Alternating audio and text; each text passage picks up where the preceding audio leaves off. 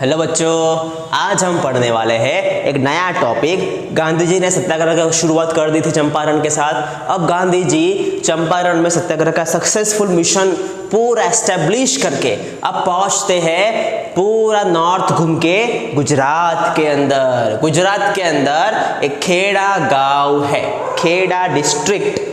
वहां पे कुछ फार्मर्स को प्रॉब्लम होती है। क्या प्रॉब्लम होती है कि फार्मर्स है उनके क्रॉप है वो फेल हो जाते हैं बिकॉज ऑफ फेमाइन, अकाल के कारण, पानी की कमी के कारण और नेचुरल कैलामिटीज के कारण क्रॉप्स है वो फेल हो जाते हैं।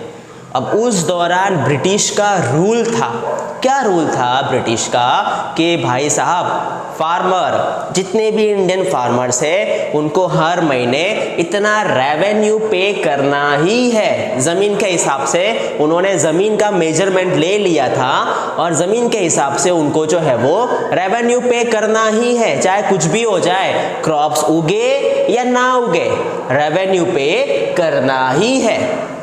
ओके, ये बात जब गांधी जी को पता चली कि खेड़ा के फार्मर का क्रॉप बर्बाद हो चुके हैं, खाने के लिए कुछ है नहीं, रेवेन्यू कब देंगे, क्रॉप जब उगेंगे तो क्रॉप को जब मार्केट में बेचेंगे तब जाके पैसा आएगा, तब जाके हम ब्रिटिश को रेवेन्यू देंगे।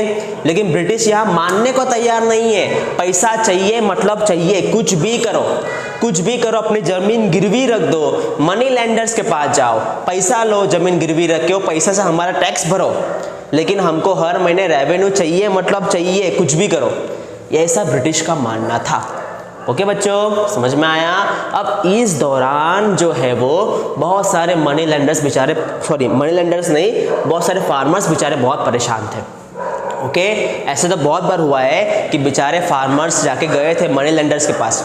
ओके, और मनी लैंडर्स के पास जाने के बाद उन्होंने जो है वो वहाँ पे पैसे लिए उनके पास से, ज़मीन गिरवी रख के, और वो पैसों से है वो ब्रिटिश का रेवेन्यू भरा।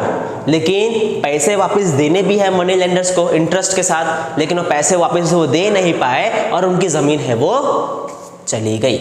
ऐसा बहुत बार हुआ है। ठीक है, ये ना होते हुए गांधी जी वहाँ पे गए खेड़ा के फार्मर्स के साथ, उन्होंने उनका साथ दिया और शुरुआत की खेड़ा सत्याग्रह 1918 के अंदर।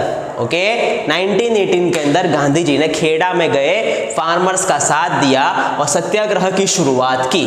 उन्होंने आंदोलन किया सत्याग्रह के साथ, फार्मर्स के साथ, कि हम ऐसा नहीं होने देंगे आपके साथ, आपको रेवेन्यू भरने की कोई जरूरत नहीं है, फिलहाल नहीं है। ओके, ब्रिटिश के ऊपर उन्होंने जो है वो अनुमति लगाई, ब्रिटिश को ऐसा बोला कि जब तक फार्मर्स के क्रॉप्स अच्छे से नहीं उग जाते हैं तब तक आप उनसे रेवेन्यू ना लाए, मतलब ना मांगिए रेवेन्यू उनके पास से।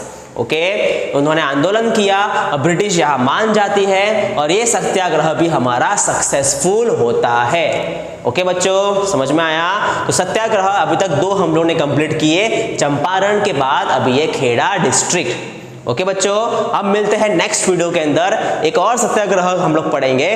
ठीक है।